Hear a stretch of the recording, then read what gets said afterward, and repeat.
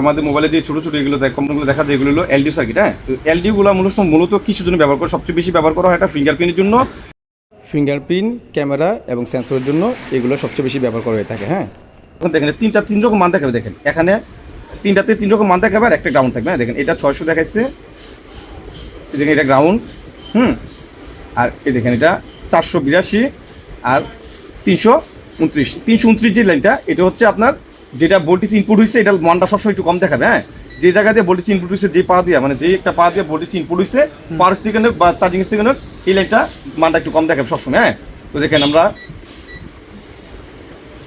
এই দেখেন আবার একটু ভালোভাবে খেয়াল করেন, দেখেন এখানে তিনটাতে মান দেখাবে, প্রত্যেকটা এলডি তিনটা মান দেখাবে। এটা হলো যেটা ভোল্টেজ ইনপুট হয়েছে এই লাইনটা। হ্যাঁ, দেখেন এটাতে একরকম মান, এটাতে একরকম মান, আর এটাতে একরকম মান। হ্যাঁ, দেখেন তিনটাতে 3 রকম মান দেখাবে। ঠিক আছে, এভাবেই আপনি দেখবেন যদি 3টা মান দেখা ভালো, তাহলে মানে এটা কাজ করতে ভালো, প্রপার কাজ করতেছে। হ্যাঁ, আজকে এই পর্যন্তই, ভালো থাকবেন, আল্লাহ হাফেজ।